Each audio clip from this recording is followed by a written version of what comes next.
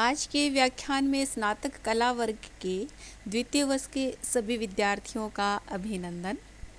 आज हम रीतिकालीन रीति सिद्ध कवि बिहारी की बिहारी सतसई के अंतर्गत नीति एवं भक्ति के दोहों का अध्ययन करेंगे। बिहारी सतसई में त्रिवेणी का संगम अर्थात श्रृंगार, भक्ति एवं नीति, इन तीनों ही भावों के संगम से यह रचना सुशोभित है एवं इसी कारण यह रचना प्रसिद्ध भी है। दोहा इस प्रकार है। कहलाने एकत बसत अहि मयूर मृग बाग, जगत तपोवन सो कियो दीर्घ दाग निदाग। प्रस्तुत दोहे में कविवर बिहारी ने ग्रीष्म ऋतु का वर्णन किया है और ग्रीष्म की प्रचंडता अर्थात उसके तपन के प्रभाव से समस्त जगत को तपोवन जैसा बताया है, अर्थात कि प्रचंड गर्मी से व्याकुल वन्य जीवों की स्थिति का इसमें चित्रण किया गया है। तो कवि वर्णन करते हुए कहते हैं, कहलाने एकत बसत, अर्थात किस कारण से गर्मी से व्याकुल, एकत बसत अर्थात एक जगह आश्रय लिए हुए हैं, एक जगह बैठे हुए हैं, निवास कर रहे हैं। अहि का अर्थ है सर्प, मयूर का अर्थ है मोर और मृग का अर्थ है हरिण और बाघ का अर्थ है शेर और दीर्घ का अर्थ है यहाँ पे प्रचंड, दाग का अर्थ है गर्मी और निदाग का अर्थ है ग्रीष्म ऋतु। इस दोहे में कविवर बिहारी वर्णन करते हुए कहते हैं कि ग्रीष्म ऋतु की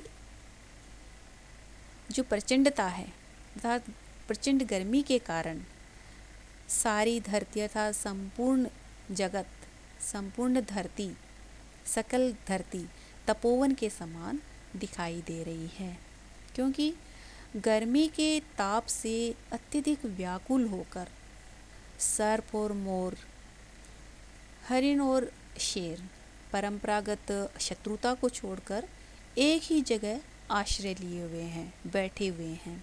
तो कवि का भाव यह है कि मोर, सर्प का जो बैरी है अर्थात शेर है वह हरिण का, तो आदि इस तरह से शेर है वह आदि पशुओं को मार गिराता है, मार डालता है, अर्थात शत्रुता होती है उनकी जन्म जन्मांतर की। तो ये जन्म से ही परस्पर विरोधी हैं और एक ही स्थान पर कभी भी नहीं रह सकते हैं, कभी भी नहीं बैठ सकते हैं।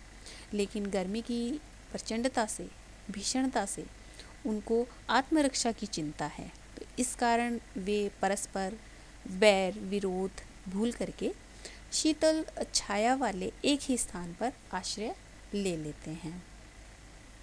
तो इस दोहे के अंतर्गत कवि ने ऋतु की प्रचंड गर्मी ने संपूर्ण वन प्रदेश को तपोवन की तरह बना दिया है, जिससे सर्प एवं मयूर तथा हरिण और शेर एक साथ रह रहे हैं। तो पुराणों में भी वर्णन मिलता है कि तपस्वियों के तप के प्रभाव से हिंसक पशु भी अपनी हिंसावृत्ति छोड़ देते हैं और परस्पर प्रेम और संभाव से रहने लग जाते हैं। तो उसी प्रकार प्रचंड गर्मी का भी प्रभाव इन पर इसी तरह से पड़ा है, तो इसी का यहाँ पे वर्णन किया गया है।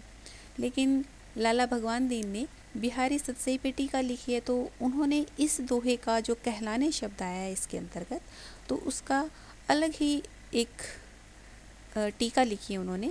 इसकी व्याख्या इस प्रकार की है। कहलाने का अर्थ उन्होंने किस लिए लिया है और इस प्रकार उन्होंने व्याख्या दी है। तो उनके अनुसार इस दोहे की जो प्रथम पंक्ति है उसमें राजा जय सिंह ने प्रश्न किया है बिहारी से कि मोर, सर्प और मृग और बाघ किस लिए एक ही स्थान पर निवास करते हैं।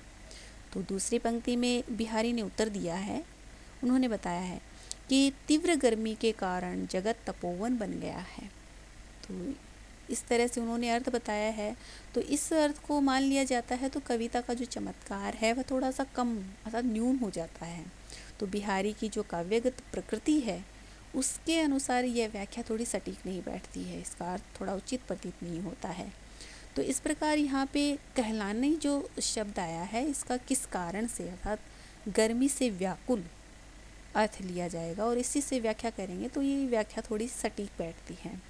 तो इस दोहे के अंतर्गत कि जो जगत तपोवन जो शब्द आया है कि जो तप स्थली होती है, जो तपोवन होता है, जहाँ पे तपस्या की जाती है, उस जगह, उस स्थान की जो विशिष्टता है, विशेषता है कि वहाँ पे प्रकृति भी और पशु पक्षी भी जो निवास करते हैं उस स्थान पे, तो उन तपस्वियों के सानिध्य से कि हिंसक वृत्ति वाले जो भी पशु पक्षी हैं वे अपनी हिंसा वृत्ति छोड़ देते हैं, अर्थात कि उनमें समरसता का भाव उत्पन्न हो जाता है और वे आपस में प्रेम भाव से, शांत स्वभाव से रहने लग जाते हैं।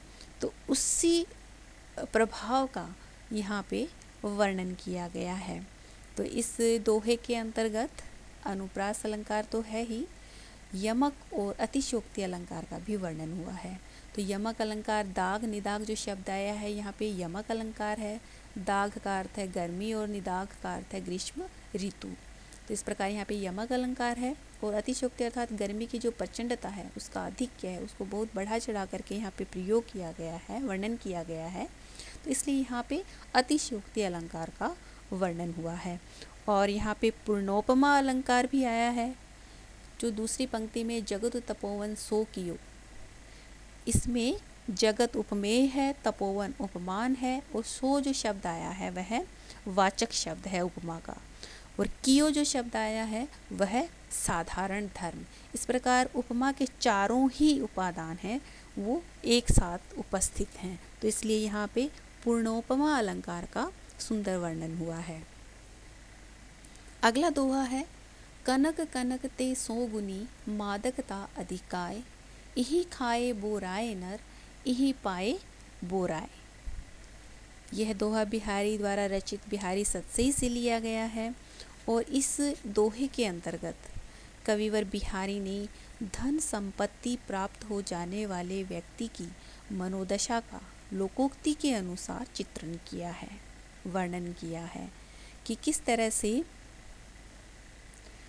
सोना प्राप्त हो जाने से अर्थात धन संपत्ति प्राप्त हो जाने से उस मनुष्य की जो मदान्धता है, उसमें जो अहंकार की जो भावना है, उस अहंकार का, उसको जो नशा है, उसकी जो मादकता है, उसका यहाँ पे वर्णन किया गया है। तो कविवर बिहारी वर्णन करते हुए कहते हैं कि कनक कनकते सो गुनी। कनक का अर्थ यहाँ पे स्वर्ण या सोना और दूसरे शब्द कनक का अर्थ है धतूरा। तो कवि वर्णन करते हुए कहते हैं कि सोने में धतूरे से भी 100 गुनी अधिक मादकता होती है। वो कैसे? क्योंकि धतूरे को खाने पर भी यही खाए बोराए नर, बोराए का अर्थ पागल हो जाना, बावला हो जाना, और यही पाए बोराए अर्थात कि जब धतूरे को खाने पर ही दुनिया बावली या पागल हो जाती है, लेकिन सोने को अर्थात धन संपत्ति को प्राप्त करने वाले व्यक्ति भी उससे 100 गुना उन्मादी बन जाता है, अर्थात उसमें 100 गुना मादकता है, नशा है, वह अधिक हो जाता है, अधिक होता है। तो इस दोहे के अंतर्गत यहाँ पे यह बताया गया है कि स्वर्ण में धतूरे से 100 गुना अधिक नशा होता है, क्योंकि एक को खाने से आदमी बावला होता है, पागल होता है, और दूसरे को मात्र पाने से ही वह अहंकार से बावला अर्थात पागल हो जाता है, घमंड हो जाता है, घमंड करने लग जाता है। तो यहाँ कनक कनक शब्द क्रमशः सोना और धतूरे के वाचक हैं। तो कवि ने इनका व्यापक अर्थ में प्रयोग किया है और बताया है कि धन संपत्ति के मिल जाने से, मात्र पा जाने से ही व्यक्ति है वह अहंकार करने लग जाता है, घमंड हो जाता है उसे। तो इस दोहे में कनक कनक जो शब्द आया है इसमें धतूरा और सोना इसका अर्थ है। तो यहाँ पे यमक अलंकार का वर्णन हुआ है, और कनक कनक 2 बार आया है इसलिए पुनरुक्ति अलंकार भी है, और इसमें कारण भी बताया गया है कि किस कारण से। तो काव्यलिंग अलंकार है और व्यतिरेक अलंकार का भी यहाँ पे वर्णन हुआ है। व्यतिरेक वहाँ होता है जहाँ पे किसी उपमेय और उपमा में जो उत्कर्ष दिखाया जाता है, अर्थात अत्यधिकता दिखाई जाती है। तो यहाँ पे जो स्वर्ण है वह धतूरे से भी उसमें 100 गुनी मादकता था, नशा है वह ज़्यादा वर्णित किया गया है। तो यहाँ पे व्यतिरेक अलंकार का वर्णन हुआ है। अगला जो दोहा है वह है, मरत प्यास पिंजरा पर्यो सुआ समय के फेर, आदरू दे दे बोलियत बाईस बली की बेर। तो इस दोहे के अंतर्गत कविवर बिहारी ने समय की परिवर्तनशीलता अर्थात समय की जो विशिष्टता है अर्थात समय विशेष के कारण गुणी व्यक्ति के निरादर एवं मूर्ख के आदर पर आक्षेप किया है। तो यहाँ पे कविवर बिहारी ने गुणीजन और मूर्खजन का यहाँ पे वर्णन करते हुए समय अर्थात कि समय की जो परिवर्तनशीलता है अर्थात समय है वह बलवान होता है और समय के चक्र के कारण कि किस प्रकार से गुणीजन और मूर्खजनों में जो लोकाचार है संसार है वह किस तरह से व्यवहार करता है उसका यहाँ पे वर्णन किया गया है। तो कवि वर्णन करते हुए कहते हैं कि मरुतु प्यासु पिंजरा पर्यो सुआ समय के फेर। तो सुआ का अर्थ यहाँ पे तोता और समय अर्थात समय काल, बोलियतु का अर्थ है बुलाया जाता है और बायसु का अर्थ है कौवा काग और बलि कहा गया है श्राद्ध पक्ष को या जिनको कनागत कहा जाता है।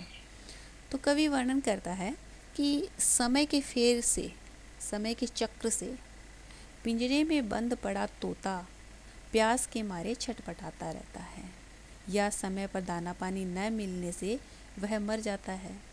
लेकिन जब श्राद्ध पक्ष अर्थात कनागत में कौवों को बड़े ही आदर और सम्मान के साथ उन्हें बुलाया जाता है, आदर दिया जाता है और बहुत सारे पकवान मिठाइयाँ उन्हें खिलाई जाती हैं।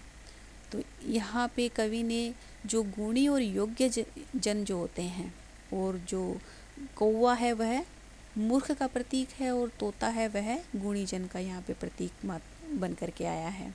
तो यहाँ पे कवि का जो आशय है वह यह है कि आजकल के समय में कि घर में मौजूद जो गुणी जन योग्य जन जो होते हैं उनका निरादर किया जाता है, उन्हें आश्रय नहीं दिया जाता है। लेकिन जब मूर्ख व्यक्ति को बड़े ही आदर और सम्मान के साथ बुला करके उन्हें सम्मानित किया जाता है, तो यह जो लोक का व्यवहार है यह अनुचित है अर्थात लोक का यह ऐसा व्यवहार उचित नहीं है। तो यहाँ पर कविवर बिहारी ने लोकाचार का वर्णन किया है कि किस तरह से योग्य जन है उनका निरादर किया जाता है और मूर्ख जन है उनका आदर किया जाता है। तो यहाँ पे आक्षेप रूप वर्णित हुआ है। तो इस दोहे के अंतर्गत अनुप्रास अलंकार आया है और अन्योक्ति अलंकार आया है। अगला जो दोहा है वह है, तो लगु या मन सदन में हरि आवे की बाट, विकट जटे जो लघु निपट, खुले न कपट कपाट। कविवर बिहारी द्वारा रचित बिहारी सतसई से यह लिया गया है और इसमें कवि ने भगवान की भक्ति के लिए मन की पवित्रता और मन की शुद्धता और कपटाचरण के परित्याग पर बल दिया गया है। तो यहाँ पे कपटी जो भक्तों को उपदेश देते हुए कवि कहता है कि तो लगी या मन सदन में, मन सदन अर्थात मन रूपी घर मंदिर, की ही का अर्थ है किस प्रकार, और तो लगी अर्थात तब तक, और बाट का अर्थ होता है रास्ता या मार्ग, और विकट का अर्थ है मजबूती से, और जटे का अर्थ है जुड़े हुए। तो कवि वर्णन करता हुआ कहता है कि जब तक तुम्हारे मन रूपी घर में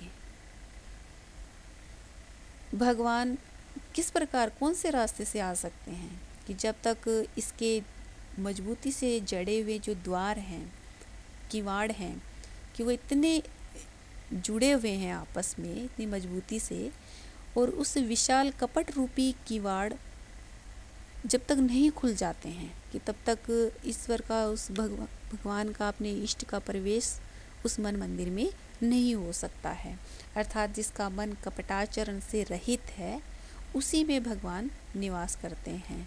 अर्थात जो सांसारिक विषय वासनाओं से दूर रहता है उसी पवित्र मन में, उसी शुद्ध मन में भक्ति का भाव उत्पन्न होता है। तो इसलिए भगवान उसी मन में निवास करते हैं कि जहाँ पे भक्ति के लिए मन की पवित्रता और शुद्धता और श्रद्धा जरूरी है।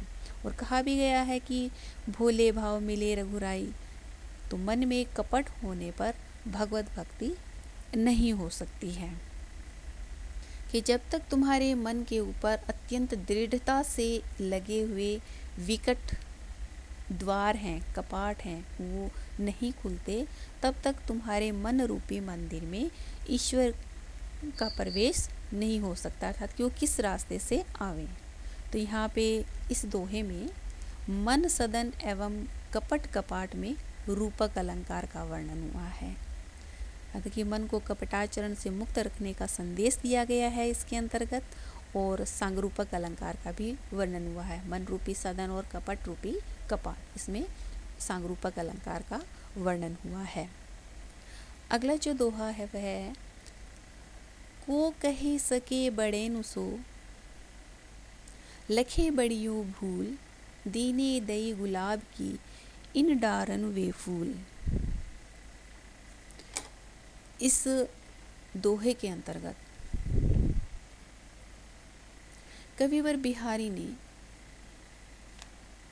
विधाता अर्थात जो रचनाकार है सृष्टि का, उसकी निर्माण कला संबंधी भूल का उल्लेख किया है। कवि कहता है कि को कही सके बड़े नसू, कि कोई क्या कह सकता है बड़े लोगों को, लखी बड़ियो भूल, अर्थात उनकी जो सबसे बड़ी भूल भी वो कर लेते हैं, उनकी जो उनसे कोई भी गलती हो जाती है तो उनसे कोई कुछ भी नहीं कह पाता है। कि जैसे दीने दई गुलाब की इन डारन वे फूल, दई का अर्थ विधि, विधाता, रचनाकार, सृष्टिकर्ता। तो इस प्रकार कवि ने वर्णन किया है कि विधाता ने कंटीली डालियों पे गुलाब के इतने सुंदर महकते हुए मनमोहक फूल दिए हैं। अर्थात कांटों वाली डाल पर सुंदर फूल देना विधाता की भूल या सृष्टि रचना का अनुचित्य है। लेकिन विधाता की इस गलती पे, इस दोष पे उसे को दोषारोपण करने की जो सामर्थ्य है वो किसी में भी नहीं है। कोई भी नहीं कह सकता है, कोई भी दोषारोपण नहीं कर सकता है, क्योंकि वह स्वयं रचनाकार है। तो भाव यह है, आशय यह है कवि का कि बड़े लोगों की भूल पर कोई कुछ नहीं कह सकता है, वो कहता नहीं है। वो जो छोटे और तुच्छ लोग होते हैं, निम्न लोग होते हैं, तो उन लोगों की छोटी सी भूल पर उन्हें लांछित कर देते हैं। तो कवि का यहाँ पे आशय यह है कि जो संसार का इस तरह का जो व्यवहार है वह अनुचित है। कि कवि का जो आशय है कि ईश्वर की जो पात्र कुपात्र का बिना ध्यान रखे, अर्थात गुलाब की कंटीली डालों में इतना सुंदर फूल देता है, तो यह व्यवहार वह उचित नहीं है। तो इससे हमें यह भी पता चलता है कि जो लौकिक सांसारिक जो राजाओं एवं सामंतों द्वारा मनमाने ढंग से लोगों को दिए गए सम्मान का भी यहाँ पे संकेत मिल रहा है। तो इस दोहे के अंतर्गत अनुप्रास, विरोध और अन्योक्ति अलंकार का यहाँ पे वर्णन हुआ है, और प्रथम चरण में काकु वक्रोक्ति अलंकार का वर्णन हुआ है। तो काकु वक्रोक्ति अलंकार कि जब वक्ता शब्द का उच्चारण इस प्रकार करे कि सुनने वाला उसका कोई अन्य अर्थ ग्रहण कर लेता है, तो वहाँ पे काकु वक्रोक्ति अलंकार होता है। तो को कही सके बड़े नुसू, लखे बड़ियो भूल, तो ये जो प्रथम पंक्ति आई है, प्रथम चरण है दोहे का, इसमें काकु वक्रोक्ति का वर्णन हुआ है।